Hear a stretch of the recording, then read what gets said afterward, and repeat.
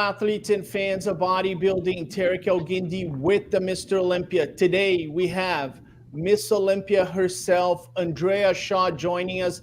She is 10 days out from the iconic Rising Phoenix. How are you, Andrea? I'm hungry,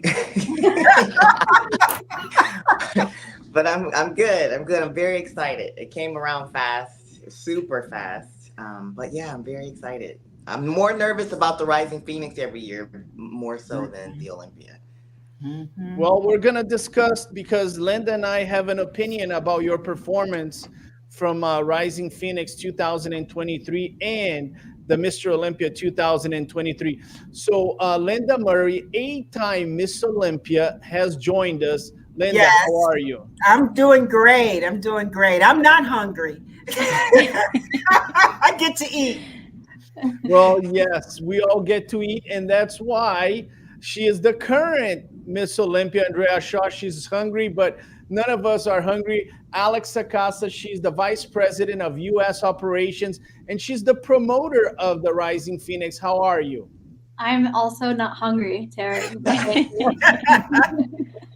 I'm really excited to see all the ladies next weekend. So this is a fun precursor. Very nice. And also with us, she's an Olympia judge. She's going to be the head judge of the Rising Phoenix. All the responsibility is ultimately in her hands. Becky Clawson. No How are pressure. you, Becky? Yeah. I'm good. I'm very good. I'm very excited. I'm very nervous. I always get nervous before judging shows, but in a good way, just because I want to get it right. Well, there's $150,000 on the line, Becky, I and know. ultimately is going to be your decision that directs that money. So, I know. Well, seriously, I think of that. I was actually telling Jake that once because he was like, why do you get nervous before judging a show? I'm like, there's a lot at stake. It's not only like a title, an Olympia qualification, that kind of prize money and stuff. That could change someone's life. That's really a game changer. So I take that very seriously. absolutely, absolutely. Linda, I'll start with you. You have seen the Rising Phoenix. You know, this is the 10th edition, and you've seen great champions. Alina Popa has won the event. Andrea Shaw has won. Talk to me a little bit about the history of the Rising Phoenix and how it has become this iconic event for women's bodybuilding and all the other women's categories. Yeah. Well, I was just talking about the Rising Phoenix and the women that competed, starting with, I believe, in 2015 through 2019, we had no Ms. Olympia. So the Rising Phoenix stood in place of the Olympia, and Jake Wood came in, and with the beautiful venue, the prize money, the cars, it held the women together. And I think when I talk about the women that competed during that time, like Alina Popa and Hella Trevino and Margie Martin, it played a major role in why in 2020 the Olympia returned and why we have the Olympia. So for me, it's huge.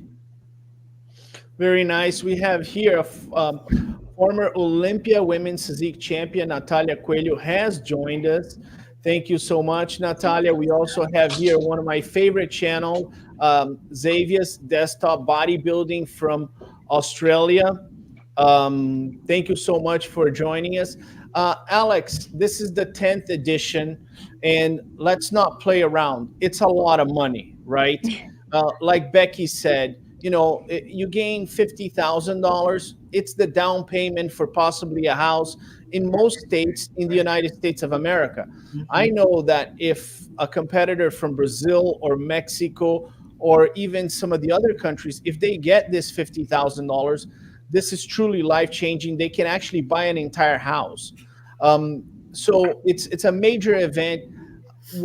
tell me a little bit about promoting the Rising Phoenix, which is an iconic event, not only for women's bodybuilding, but everybody in the industry pays attention to this event. So, it's a lot of pressure, but it's good pressure, right? Because just like Becky was saying, we get nervous. There's so much weight to the torch, I guess, because you feel this responsibility of it, having been there as a show for women when the pinnacle was essentially eliminated for the women's bodybuilding division. So there's that responsibility of making sure that not only is it a pro show and it's an amateur show, but it's a show that means something to us and to women. It's an all women's event.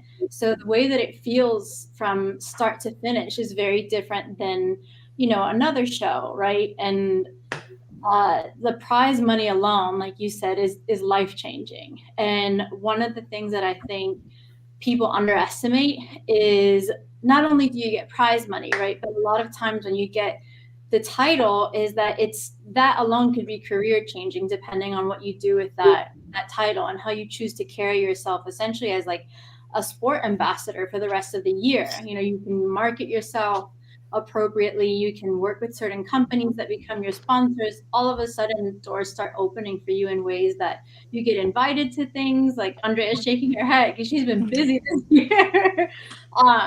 It also serves as like the precursor to the Olympia, right? I think there's something special about the Rising Phoenix that whoever wins certain divisions, all the judges and all the athletes' eyes are on them and what they're going to do when they perform at the Rising Phoenix. So promoting it this year with it being its 10th edition, we're excited to make it feel a little just extra special at the venue. And we've moved it to August. So this is our first time hosting it in August. So this is technically the furthest away that it's been from the Olympia. I think it's 6 weeks prior to the Olympia. So there's been a little bit of pressure in seeing, how the athletes will react to that. I know I reached out to quite a few athletes to see how they would feel about it being in a earlier summer month. Some of the athletes really appreciated it. They said they were excited for the break between the Rising Phoenix and the Olympia. That way they can implement a lot of the judges' feedback that they get from the Rising Phoenix to the Olympia. So it's been a lot of fun kind of ramping up, especially watching the evolution over the years, right? When we started in San Antonio with Tim Gardner and eventually adding the NPC component. And I just can't believe here we are with its 10th edition, being able to talk about the history of the show itself. So it's just an honor to be a part of the event, to be a part of a company that believes in the event, and just to be surrounded by these like amazing women all weekend. Very nice, very nice. Becky Clawson, you join a very special group of people because most of us judges and even Olympia judges, like myself, I have never judged a show where the prize money has been $50,000 for the winner. Steve Weinberger has done it. Sandy Williamson has done it. And now you join this very exclusive group of judges that will give $50,000 to a winner. So huge responsibility. I consider you one of the great judges we have in the nation. Thank you. Thank you. And talk to me about coming in and being the center point of the judging piece at the Rising Phoenix.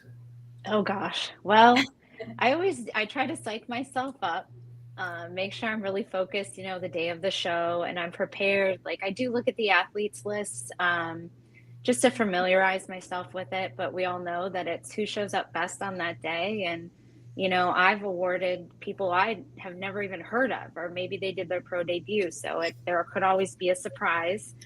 But I try to, be as focused as possible and just kind of trust my gut, I guess. Like I'm still learning. I feel like I'm always learning on the journey of judging. But once you get to a point where you've been trained by so many people, like you helped me early on in judging, Gary has, Sandy has, everybody is pitched in to teach me how to judge. And at some point, I feel like I just kind of have to trust that I know the guidelines, I know what I'm looking at, and I'm going to make a fair, right decision. That's what I'm going to go with. Very nice. You know, a lot of people come up to me and they, a lot of girls, they come up to me and they tell me, hey, I want to be a judge. And one of the first things I tell them is start following Becky Clawson. Oh, Because, that's nice of you. none of us on social media give the information that you give online. And I think that's your background in banking. You're very precise. I try to be precise. And, a lot of communicating, what we want to see as judges is, can you be clear and concise? Can you explain it in a way that they're going to understand what you're talking about? I think there's so much confusion out there. Like if you say, oh, you need to be fuller, do I mean softer? Do I mean bigger, more muscular? I think that there's a lot of nuance to how we communicate with the athletes, and the more clear we can be about it, the less mystery there is, the less upset they are with results. They can look at it and say, okay, I get what she's saying, or look at themselves and say, okay, I totally understand. You're saying I need to be fuller, I need to be leaner. I understand what that means. So I'm always trying to make sure that my feedback and my communication is as clear and consistent as possible, because I know that's how I learn as an athlete as well. All athletes should be following Becky's account because she provides the best digestible sound bites or just like these points where it's very clear, very easy to follow, especially the amateur athletes. If they're kind of learning the ropes, sometimes they get steered in the wrong direction, but everybody should be following Becky's. I love watching her points. I agree. Oh, I've thank screenshotted you. some of Becky's stuff, and I'm like, yeah. I do really try to help like the newer athletes, our true novice and stuff like that, because there's so much information out there, which is a good thing. Like back in the day, Lenda, like there was nothing. We had magazines. Like we were just, if you were lucky if somebody at your gym was a bodybuilder and you could ask them questions, and even their information could be nuts and just totally wrong. Yes. So we had nothing, but now you go to this atmosphere where there's so much information, and it could be incorrect. It could be, maybe not healthy even.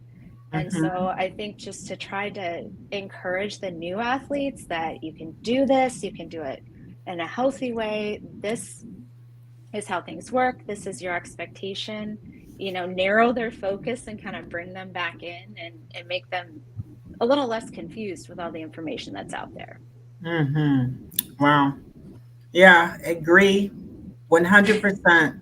Yeah, I honestly, that's the one job that I don't have the courage. You guys, it takes a lot of courage to take that mic, be the head judge, be focused on what's going on stage, know the athletes, and just be authentic and honest and true.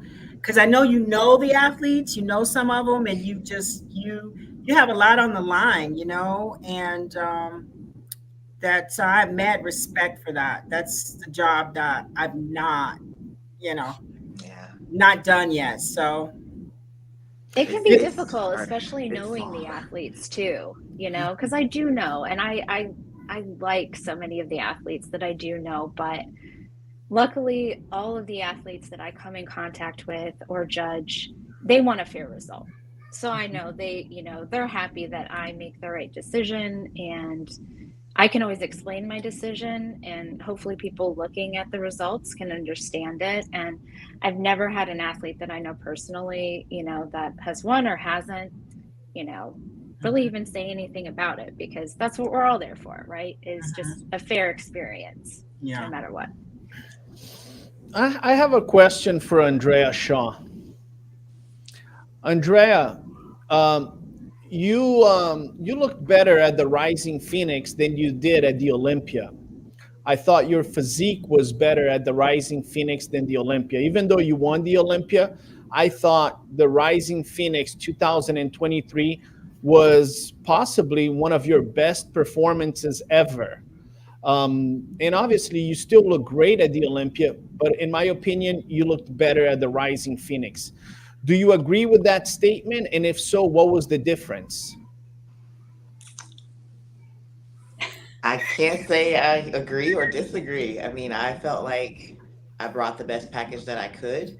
I did receive some feedback from both Sandy and Tyler to, come in a little bit sharper for the Olympia. And again, when I get feedback, I make sure that I execute. So when I look at those things that were given to me, I executed that pretty much to the letter because I came in a lot sharper at the Olympia. So, I liked both looks. If I had to pick a look that I favored more, I would probably say the Rising Phoenix was a little bit softer.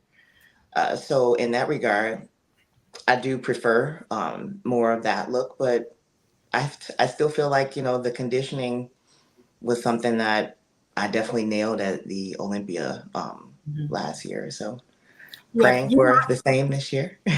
Yeah. So my thought or my question would be, this year's Rising Phoenix, you have more time between the Olympia and the Rising Phoenix versus last year. How much time was there? Only 5 weeks.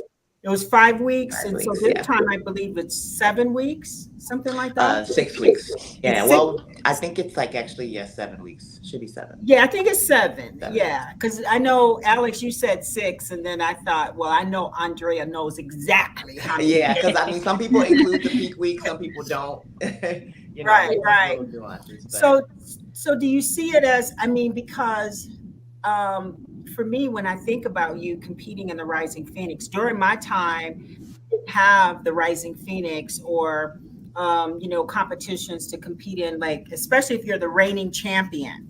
So you put a lot on the line every single time you do that. The closest I've ever come to that was I guest posed at the Mr. Olympia when it was in Helsinki, and I believe we were 6 weeks out from the Olympia, and I was putting myself out there, and all of a sudden I heard everyone's opinion, like, oh my God, you're not going to be ready. You better hurry up. And I knew exactly what my body looked like 6 weeks out. So it is really challenging. So I guess the question is, it's a lot goes through my head. First of all, is it about the money at this point? Because when you go and you put yourself out there, like, we're looking at you, right? We're going to pick you apart. We're going to say, is she 7 weeks out? Oh, I see a little jiggle there, a little, that's major. I think it's about, for me at this point, making sure that as an athlete, I'm still executing at a high level. Money is, I mean, the money's great. I enjoyed the money, but it's still, I look at this as like my job. This is my job. This is what I do. This is what I chose to have as a passion. And so I have to take it very seriously. And every show, it's just about making sure that I show up just as good as I did the year before, but preferably better. Because again, if I'm going to be the champion and reign and defend, then I have to always make sure I'm checking the boxes. And always make sure that I'm closing out the noise, because I don't like it when people say things like, are you going to be ready? I had someone mention that when I was in Orlando, and I'm like, are you going to be ready in 8 weeks? And I'm like, I know my body. Like, you don't have to, right? And I think women get a little more heat when it comes to having that conditioning, but we still need a certain amount of body fat to regulate body processes, right? We can't live at 4%, at 6%. We have to take things, and I love that about working, the way that I do now. I take my prep in phases, and it's usually 3 to 4 phases. And by the time I get to the last phase, yes, it's the most intense, but that's the way it should be because you're closer to the stage. But yeah, the pressure really comes from just, am I going to be conditioned enough? And am I going to show up in just as good or better than I did the last time? I noticed this year you've been in a better condition in the off season. Would you say that? Yes. Yeah. Purposefully. That helps. Purposefully. And it's not it's not that I don't enjoy foods in off season, especially when we travel to Europe. I enjoy some treats, but I definitely have learned that in order to master a great physique on stage, you really should be sticking to an off season plan. And my first 2 years being Miss Olympia, I did not, and I didn't value it as much. But now I understand that, when you, again, this is my job. When you're going to continue to hold the title and continue to represent the division or just the organization in itself, I still represent Wings of Strength. I still represent the IFBB and the NPC. Am I willing to do those things that really are going to set me apart and as a true leader and inspiration for people to say, okay, you know what? If she can do it, I can do it. She eats apple pie. Yes, I do, and I enjoy it. But I've learned that moderation in this sport is something that should never be undervalued, because you shouldn't have to come from 50 pounds, off season or more. Some people come from even more. That's a lot to put on your body. Oh yeah, yeah. And women, I think, have a harder time psychologically and emotionally. I know for my first 2 years, it was tough. I was like, I need an off season diet, because I just felt like. Yeah. We had that conversation. I remember when you said you were knocking on a certain weight, and you said, no, this is just not comfortable. Yeah. So I have a set point now. It's like 192 pounds is the set point, and anything higher than that, we got to dial it back. You're having too many treats, and we need to exercise some discipline and some more self-control. Because I got up to 206, and it was like, okay, the pants, I got a whole off-season wardrobe that is beyond the previous off-season wardrobe. Not okay. Yeah. So I'm real curious also, prep as far as competition. I would diet like 16 weeks. I never really went over 16. Sometimes I might do 20, but the first 4 weeks of that, it was just cleaning up stuff. So how do you maneuver through two competitions, one that's August 24th and the other one 7 weeks later, October? Do you 10 weeks prior to the Rising Phoenix, and then you can go into 17 weeks, 7 more weeks? What does that look like? Yeah, I'm not a fan of long preps. I prefer a shorter prep for the first show, knowing that I still have to stay in prep.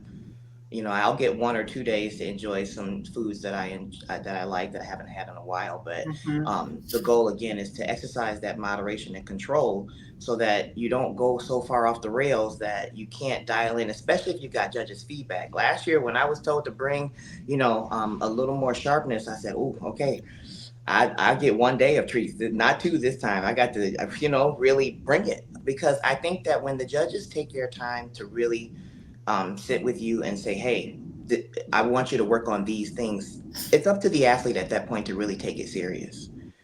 I mean, you have to really get with the coach and formulate the plan. What's the plan going to be? And you have to execute if you're really going to, again, take this seriously. I mean, some people just do it to be trophy hogs, but some of us truly have a desire and an ambition to continue to be better. So I like to really go into the first show with a shorter prep. 12 weeks is plenty of time for me, because I do execute with the off season so well. I think that it just makes a huge difference with being able to mentally sustain myself after that first show for the next 5 weeks. And in this case, we're going to be 7 weeks. So 2 additional weeks. That's a long time to continuously do cardio twice a day, continue to lift, continue to prep all the food, do the posing, because Sydney poses me hard. She poses me so hard.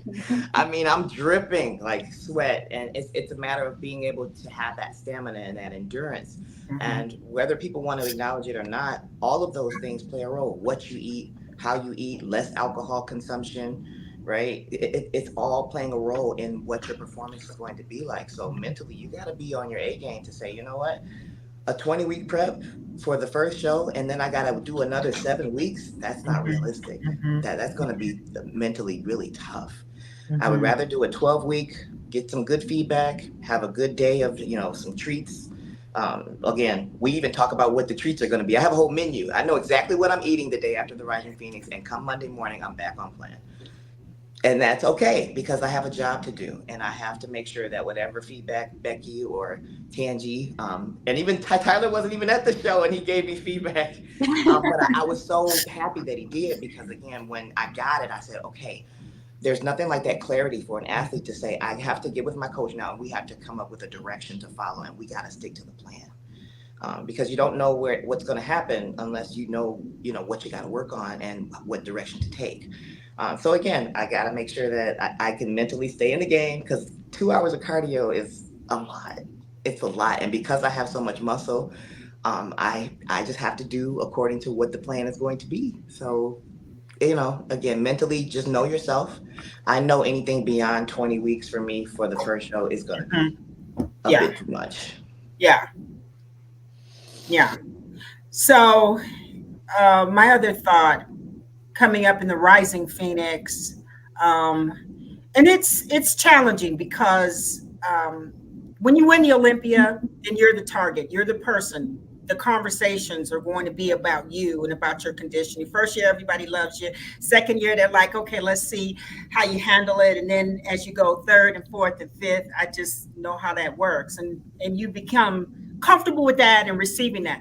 So when we talk about conditioning and you're looking at this Rising Phoenix coming up and the competitors you competed against like Angela Yo and Michaela Aycock, and knowing the type of conditioning that they bring every single time, you're staying in your lane, but you're conscious of those competitors and knowing that you will be most likely compared to them.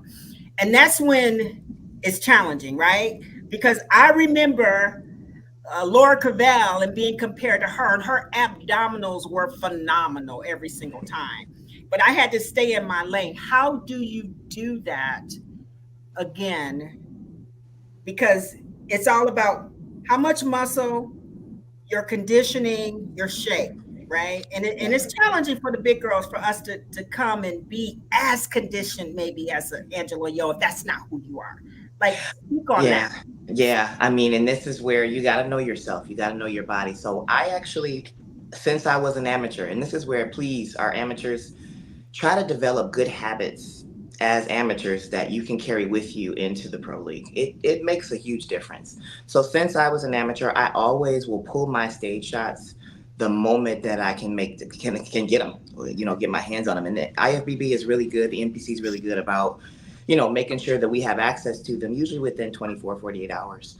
And I analyze those pictures and I pick them apart. I literally pick them apart. And then I start going to my coach, Sid, Mom, and John, and I say, okay, what do you think about us changing this? Or what do you think about me working on this to bring this part in sharper? Or, what kind of angle can we use to, because your body, I think that some people don't realize that some poses sometimes have to be tweaked based upon certain changes that have occurred with your physique. So you got to be mindful of, okay, what is it that I can do based on what I'm looking at for my last performance to make the next performance better? And I think that that's where I really have a easier time staying in my lane because I know what my strengths are, but then I can always pick apart and identify some areas that, can use some more work. And that's what I focus on. And I say, okay, as long as I show up with these things dialed in, plus still maintaining these other things, then, that's my lane. I know that they're going to bring, shredded glutes. I'm not going to have shredded glutes. And that's okay. That's not my lane. But again, I celebrate all the ladies, but I think that some of the newer ladies need to just be mindful of before you get judged, kind of be your own judge. You know what I mean? So I think it makes it easier. Thing about bodybuilding, right? To your point, Andrea, that not everything is. It's not.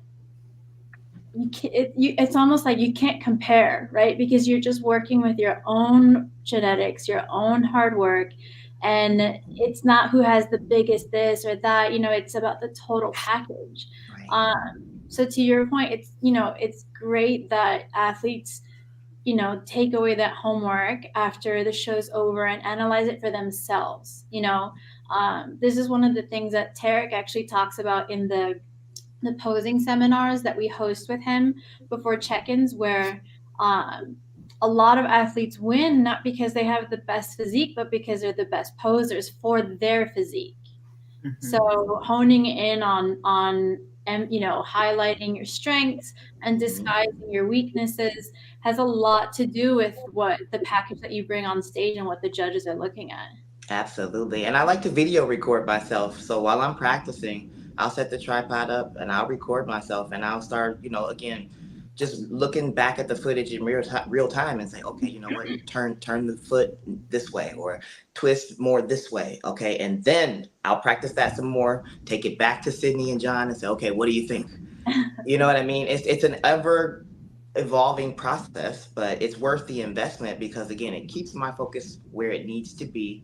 And I'm not studying, who's showing up or, who's bringing this and that. I'm working on what I'm supposed to be working on. And I want to make sure that, because Becky's judged me before. The judges, when they seen you bring certain things to the stage, you always want to be, that competitor that continues to show up and at least not regress. You know what I mean? That's pressure in itself. You know what I mean? I've heard some competitors say that judges have told them, well, I've seen you better. And I'm like, oh, I don't want that. I don't want that. But yeah, just focus on what you can control. And that's more than enough of a job, especially if you can collaborate with your coaches to really dial in that focus where it needs to be. Becky, I have a question for you. Sure.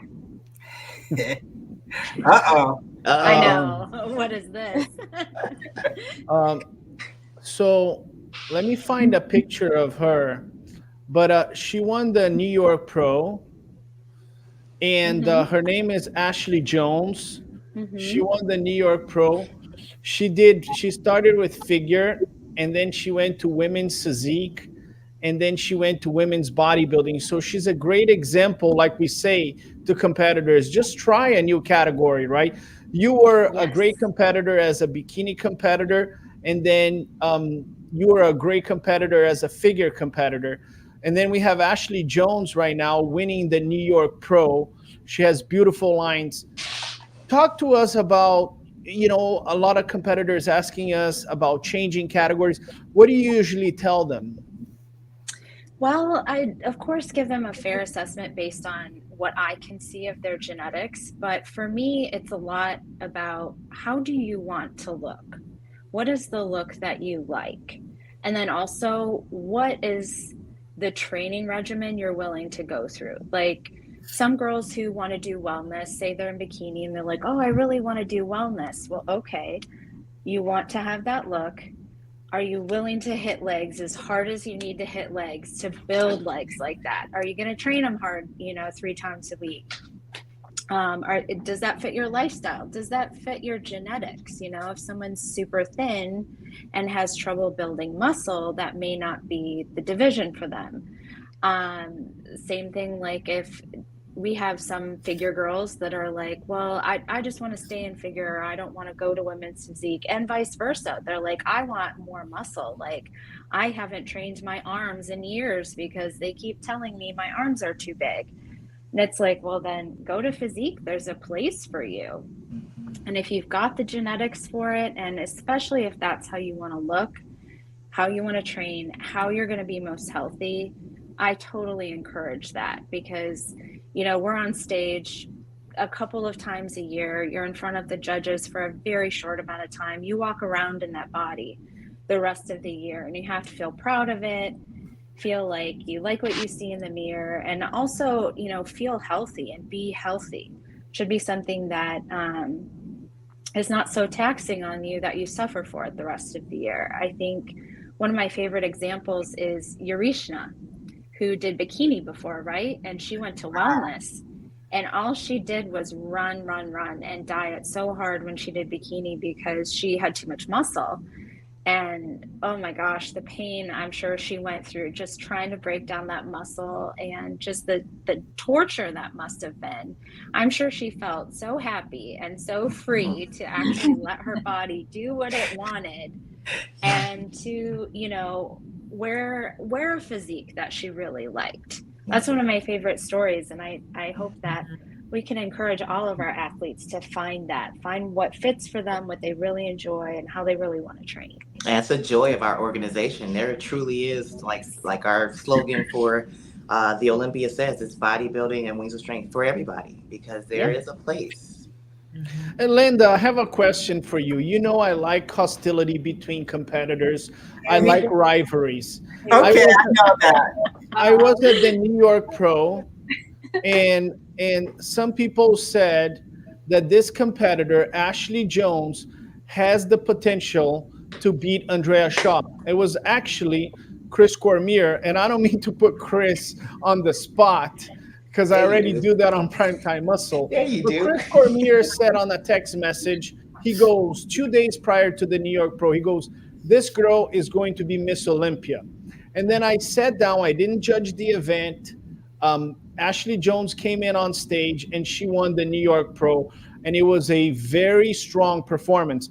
I was impressed. A lot of people were impressed, and a lot of people think that Ashley Jones could potentially challenge or even beat Andrea Shaw. Let's lose some followers. Let's lose some friends. Lenda Murray, what do you think? Okay, put Ashley. Okay, so here's my opinion. If I'm Andrea Shaw and Ashley Jones comes along, she has some more time to grow into being in women's bodybuilding. She's going to have the same situation with her structure as far as when she turns to the rear of conditioning. And so it's not like she's stepped on the stage and she's bringing the type of conditioning we're seeing from Angela Yo, or she's bringing the type of conditioning that we're seeing from Michaela Aycock. And she doesn't have the size. Andrea's 5'5". Andrea just said in the off season she's got to, keep her weight at like 192 and take it. So for me, if I'm Andrea Shaw and I'm in her position and I'm 4 times Ms Olympia, I'm not going to concern myself with Ashley yet. Ashley's going to have to come, conditioned. She's going to have to figure out what she has to do in the off season to maintain her muscle and be in good condition in the off season, where she can be in striking distance when she steps on the stage, to bring that together. Because you don't just get the types of glute that we see on a Sarah Viegas or Natalia Coelho, or what we see on Michaela Aycock. That takes time. Mm-hmm. So she doesn't have, it's going to take more time. So she has a structure, beautiful structure. Mm-hmm. And if Andrea slips up and you get to, let's say, that 6th Olympia, and then you start to get a little tired and you're living in a bubble and not really listening to what's going on and seeing what's going on around you, and you come in and you're off, that's when somebody like her can get her. But right now, no. But Becky, what do you think of Ashley Jones? I think she's a really impressive athlete. I would agree with everything that Linda said.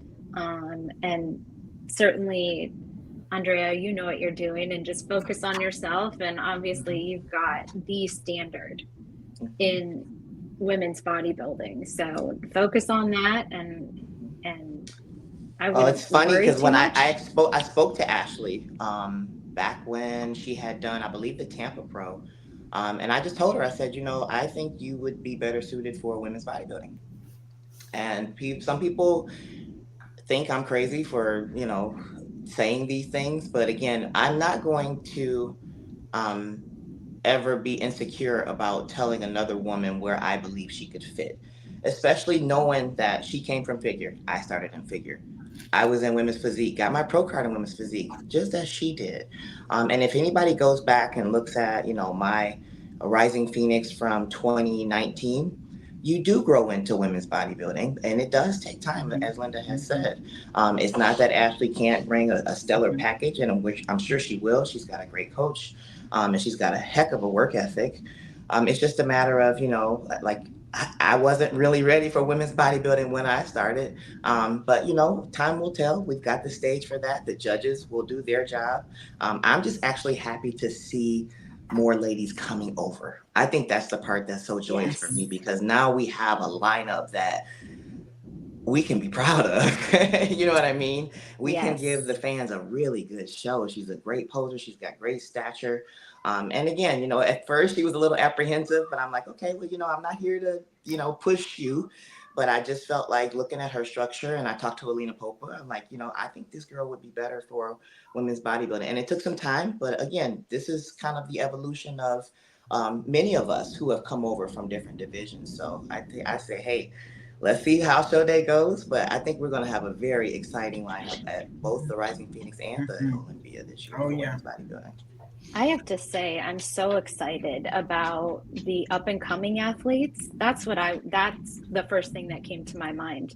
Seeing her win the New York Pro, I'm like, wow, we really we're going to have a lineup at the Olympia of great athletes, and just the look that I love, like Lenda, like your look, where it's beautiful, it flows, it's The full, poise and grace. symmetrical, the beauty. Yeah. Like I remark probably at every national show now, and even some of the big regional shows, wow, we have some really great talent, some young talent coming up through the ranks. And I talk to these girls and give them feedback, and I'll be like, I'm just curious, how old are you? And they're in their early 20s or maybe just 20. And, they're really into it. And there has been like kind of a resurgence of interest. And, I owe a lot of that to you guys and the shows that you've put on and the awareness. And of course, our champion exhibits all of that, which is a great thing to aspire to.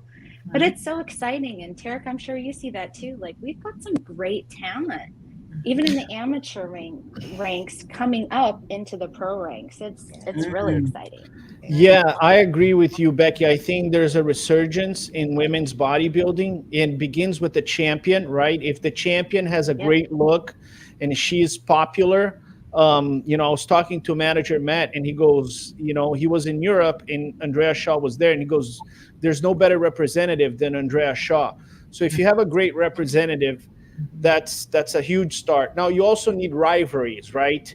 If Andrea Shaw is completely dominant, she wins, then it becomes a bit trivial.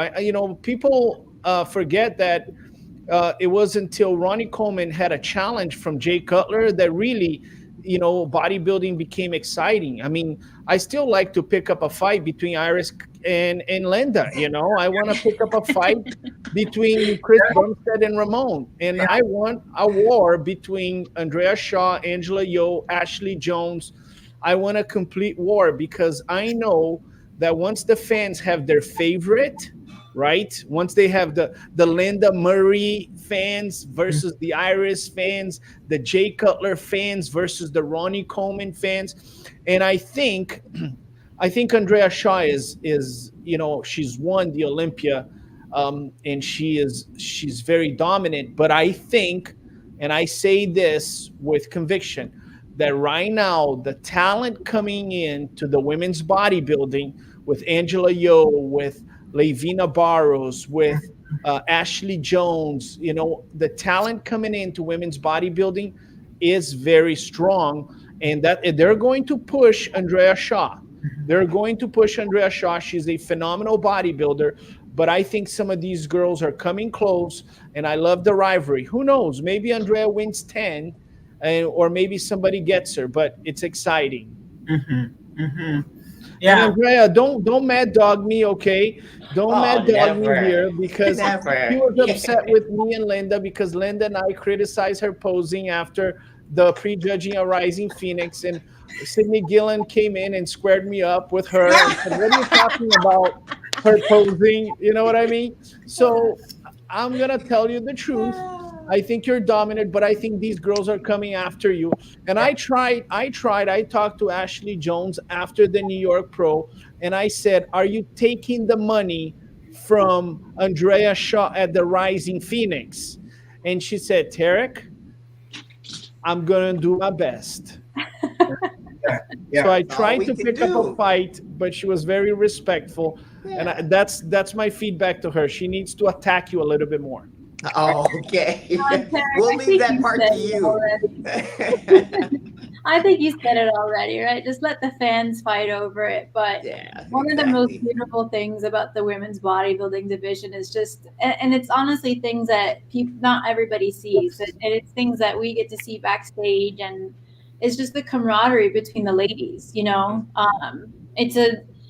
It's just so exciting that all of these new faces are coming in, and Andrea and athletes all over the world are giving it the attention that it deserves because of people like Andrea saying, you know what, you should come into women's bodybuilding. I'm not doing so bad, but it starts somewhere, and it starts with someone being inviting, and that divisiveness I think can sit amongst the fans, because I don't really want to see that backstage. Right. That's the big thing. Like Terrick's not backstage. We don't want that cutthroat stuff backstage. We want it to be fun. We want to everybody's done their work. Just get out there, do your job, let the judges Oh do no, their it's thing. fun. It's Let's fun have a for you good time.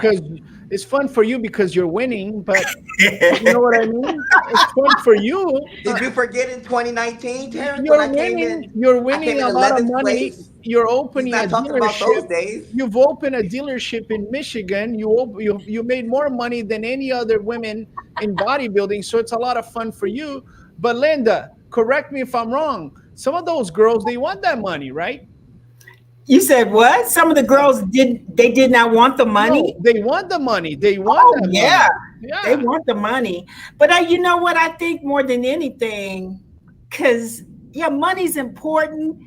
But honestly, they know that the rising phoenix means a lot because it tells what's going to happen. Like if they want to be compared to Andrea Shaw. Like, oh yeah, Becky, you call out, Andrea Shaw, and you call out, if you call out Ashley Jones, and they're compared. That's what they're waiting for. This is their opportunity. They're not really thinking about the car, and they're not thinking about the money. They're thinking about the Olympia. They're thinking about like representing and getting there. Like, then later after you win the money and you start paying bills and you get used to it, you're like, oh man. I'm telling you, I remember when I lost my first Olympia, and I had to go and deposit the check. At the time, the first place was 50 grand and second place was 20. I didn't know what second place got.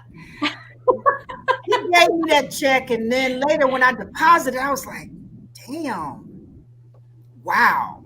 That's when I cared. But when I lost, I wasn't thinking I lost 30,000. It's about that title. That's what it's about. Do you ladies think that it's harder to come in to defend your title than it is to try and take it from someone else? 100%. 100%. Again, the judges have seen you. So they've got a certain look, like Terrick has a favorite look, which I'm still a fan, Terrick. Don't worry, I won't unfollow you. I love you. Yeah, maybe this is a fight we need to see. and then you've got the fans, right? The fans, they're like, okay, how is she gonna look? What's the conditioning like, right? Then it's like, okay, am I doing everything I know I should be doing to make sure I bring a better look or just as good? Like, there's pressure. There is pressure. And then the people talk, right? Like, there's so many people doing comparisons and they're doing side by sides and they're like, oh, yeah. One guy even missed a year. He's like, put 2 years. I was like, dude, I got 4 titles. Like, you missed one. But again, it's just a matter of you see it, but you have to just go in and be laser focused because everybody is looking, especially the champ, right? Mm-hmm. Yeah, it's pressure. And I mean, one girl's husband was like, talking trash, got into it with Lee Priest, and it was just like, sometimes it can get, if you get into it, it can get messy, but just stay out of it. Just focus on you. It's so much more peaceful that way. But yeah, it's definitely a pressure internally and externally when when it's time to defend that title. Well, Becky, go ahead. Sorry, Terrick. go ahead, Alex. I was just going to say, I think one of the things, I don't know if this is said enough, but there's just so much chatter, like Andrea said, on pictures and on videos. But I have to say, it's so different when you're there.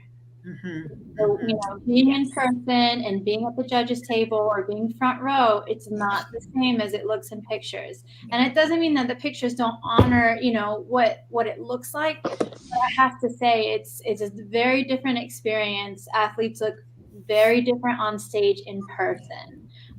So there's so much emphasis on picture comparison and everything. And whenever I'm at shows, I'm like, you weren't there. Yeah, exactly. Yeah. And I even try to not to give too much feedback for, when people say, well, how do you think I look? I'm like, well, just to be fair, I wasn't there. So, I have to give you this kind of loosely because, it's so much different when you are there in person to actually see the body. I mean, and Becky can probably attest, things like tan, and posing become a huge, part of what the overall look looks like. And that's something that isn't often captured in pictures, right? Is like posing in the transitions. And, when it's so close and the level of competition so high, we're looking for everything. And a big thing in bodybuilding, like, can you control your midsection? So if you're dropping your stomach every time you turn and things like that, that's going to impact us. And I would say, like, if you've got like bodies and one person can control their posing and the other can't, that makes the decision. And that's not shown in photos. Like, nobody's posting those photos anywhere. So that's something you're only going to see in person. Okay, Lenda, since you have 8 Olympias and you're not scared of anything in this world, why don't you give me the top 5 for the Rising Phoenix? What is your prediction? I can't do a prediction. Becky is judging. She can't do it. Alex is the promoter. She can't do it. But you're 8-time Ms Olympia. What is your prediction for top 5 at the Rising Phoenix? For sure, Andrea Shaw, Angela Yo, Michaela Aycock,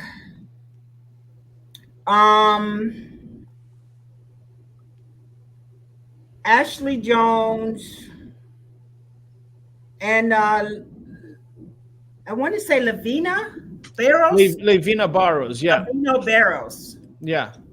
So yes. I would like to mention this competitor because I think that's a really good observation. I judged Lavina Barros at the Romania Muscle Fest where she won the event. She took second to Ashley Jones in New York.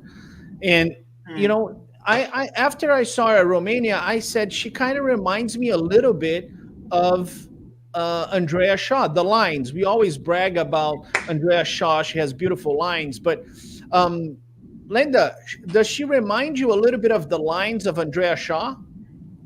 I'm going to say, I mean, there's similarity in just a sense of they have incredible upper bodies. Nice. She has a nice structure.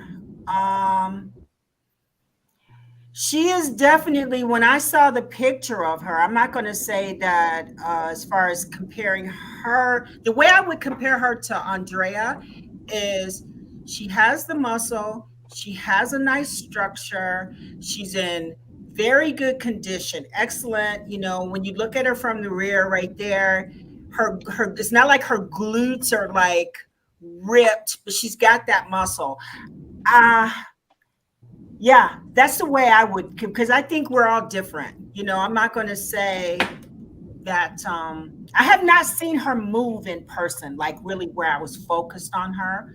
So I could because that's important to me. It's like what Becky said.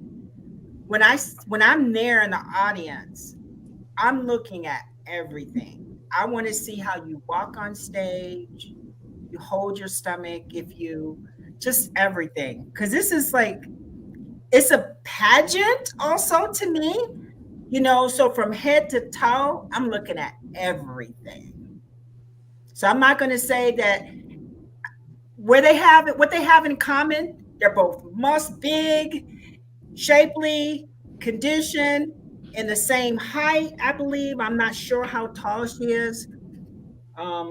Yeah. And is she Brazilian? Yeah, so she also came from Women's Physique, and she went to Romania Muscle Fest and she won the show. Then she went to New York Pro and she took second. Mhm. So it's a competitor that's also making her mark quite quickly in the IFBB Pro League. So Yeah, and I'm gonna say that when I saw that Ashley beat her, then there you go right there. That Ashley, her height, her size in comparison to Lavinia, she beat her. But the thing that always concerns me, and I always look at the Brazilians, you guys bring it as far as conditioning. well, they bring it, not me. Yeah, you bring it. You do. So I'd have my eye on her, and I'd have my eye on Ashley. You know what I mean? That's how it's just coming from being a competitor. You're not just a competitor. Yeah, big time. Yeah. Well, Yeah. one of the exciting things about Levina, amongst a couple other girls, is that she's making her Rising Phoenix debut, which I'm incredibly excited about. I'm also excited to see Salika Given there, who we saw in Atlanta.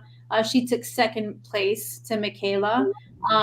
So we've got some exciting fresh names coming to the Rising Phoenix to debut their beautiful routines, and just, add to the women's bodybuilding division and make a name for themselves. Man, that's a great back double biceps right there, huh, Becky? Yeah, it is. Wow. Gee, I'm excited to see her. Yes. we got And Michaela. she is one of the sweetest souls. Like, truly, she's so nice. Mm-hmm. I got the chance to meet her in Georgia when we had our seminar with the Georgia NPC. Yeah. I'd easy. Michaela won the Chicago Pro or the Chicago Pro, right? Or She Tampa? won Atlanta Pro. Atlanta Pro. And then Come on, Terrick, keep up. Keep up. came in second in Tampa. Sherry Priami won Chicago. Yes. Another great athlete. Okay. Returning to the Olympia stage. Julia Forey. Yeah. And Yeah, then we've got one of our international athletes. I had judged the show in Vancouver where Julia won that event, and I actually told her, you looked better here than you did at the Olympia. So I'm excited to see her. I think I covered everybody. We have Virginia Sanchez coming in. She brings great conditioning. Unfortunately, Virginia will not be joining us anymore, but she'll be cheering for all the ladies from afar, from Spain. Oh, we'll miss her. Perfect. Yeah. We'll miss her. We have the Master Olympia champion, Rashana Boswell. Man, she looked incredible at the Master Olympia. And I love Rashana. And Linda, she looked better at the Master Olympia than she did at the Olympia, right? Yes, absolutely. Yeah, Rashana, beautiful structure, and she's got that title. She's Ms Olympia Masters. So I know the Olympia means a lot to me, and I'm going to kick butt if I'm competing in the Olympia and bring the conditioning. But sometimes we see that with athletes. If they compete in a competition, they're not consistent, That's always, for me, a real big key when I see an athlete. How consistent are you? And also, I want to mention Irene Anderson, who's been, a great ambassador for women's bodybuilding. She's also one of the sweetest girls in women's bodybuilding. But Alex, before we finish this live, tell us a little bit about the logistics of the Rising Phoenix. A lot of people are going to be referring to this live, the pros and the amateurs. Can you elaborate a little bit on what's happening in Phoenix, Arizona at the Rising Phoenix? I mean, I can't tell you everything, Terrick. You know what? I'll start with, we're incredibly honored to have you as the pay-per-view host. You're basically the only man on our roster, Terrick. So you should feel very special. Thank you. I'm honored. Terrick will be hosting the pay-per-view live stream along with some amazing women commentating on each division. So one of the things that we were able to discuss is that there'll be a fun spin on the pay-per-view commentary, right? So you'll have a judge's perspective, like Terrick was saying earlier, along with a competitor's perspective. So if you're tuning into the pay-per-view live stream, you'll have some interesting commentary at night. As for the show itself, we're ready to go. We're rocking and rolling. We're loading in next Thursday. It's taking place at the beautiful Wild Horse Pass Resort and Casino. So there's, they've recently expanded their hotel. They have this beautiful remodeled ballroom. So it's not taking place in this showroom. We're excited to have a new setup at Wild Horse Pass this year in the ballroom. And we've got some exciting exhibitors taking place in the expo. And then, as you know, Terrick, the very next day we're hosting the Olympia battles at our title sponsors gym at Blood, Sweat, and Bodywork located in Phoenix. So there's a lot going on this weekend. We're excited. Very nice, very nice. Oh, and not to forget the VIP athlete after party taking place after the show. So Andrea made sure to ask that first thing. I'm there for the food and all of the catching up. Yeah, so all of the athletes will receive a complimentary invite to that. There'll be food and drinks and hopefully a lot of dancing. And Becky, every competitor wants to hear from the head judge. What do you want to see at the stage at the Rising Phoenix? Well, first I have to say I'm a fan more than I'm even a judge. So I'm just super excited to see everything. And this is one of my favorite shows because everyone's so well showcased. And I feel like you really get to know the athletes as they take the stage. I would say for the Rising Phoenix, due to the timing of this event in the year, everyone should bring their best look and then get the feedback for the Olympia. I mean, athletes that are trying to qualify for the Olympia are going to the Olympia.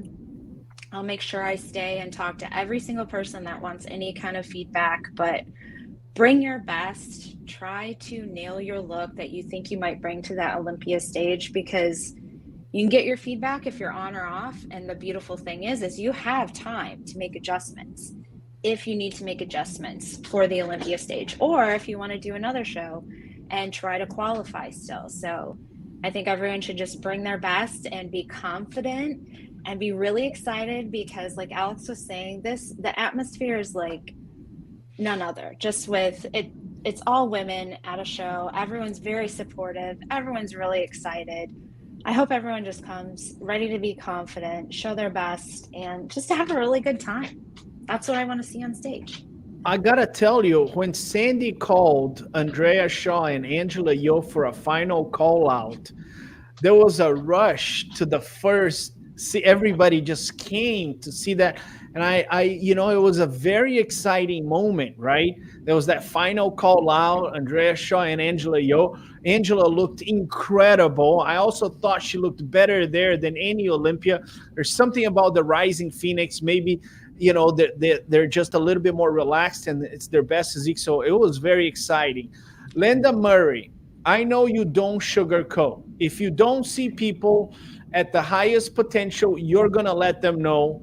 You were critical of some of the performances in the last Olympia. You said some of these girls, they needed to look better. Mm-hmm. What is your advice to some of the competitors going into the Rising Phoenix? Well, to me, when you step on stage, just as Becky said, bring your best. Like, don't try to do anything to catch up. There's no catching up. Just be centered, be consistent, no tricks. If you're not able to be your best on the 24th of August, as Becky said, you have time for that Olympia stage if you've already qualified for the Olympia and you've been invited to the Rising Phoenix. And that's just really the key. This is something that you can't play catch up with. You just fight really hard to get your posing right. There's a whole lot you can do. Your posing, presentation, your hair, your skin, your just bring a healthy you. Very nice. Okay, we're going to finish with you, Miss Olympia. What is your message to all the competitors that are going to be on stage? Let's have fun. All the hard work at that point should be just about done. Have fun. I feel like with my division in particular, we went away for 6 years. Everybody getting across that stage should be very grateful that we have a stage to step on. Mm-hmm. Mm-hmm. Very grateful, because this is an opportunity of a lifetime. So leave any bad attitudes, any bad mojo outside. Be grateful that we have the wonderful Jake Wood, the phenomenal Mannion family that has created this opportunity for us to be there on this special day and have fun. Have fun. Let's enjoy life. Have fun. Ladies and gentlemen, we are 10 days from the iconic Rising Phoenix, where Ms Olympia Andrea Shaw will be defending her title against Angela Yo, Levina Barros, Michaela Aycock, Ashley Jones, and other great superstars. I'm going to be your pay-per-view host. It's a great honor. Last year, this was so exciting. 8-time Miss Olympia will be there. Alex Sacasa, one of the best promoters in the world, will be building the stage for us. And all the responsibility comes down to one woman. Her name is Becky Clawson from Columbus, Ohio. She'll be making the final decisions. And I wish her good luck, because this is going to be one for the ages. My name is Terrick Guindy with the Mr. Olympia. We'll see you at the Rising Phoenix.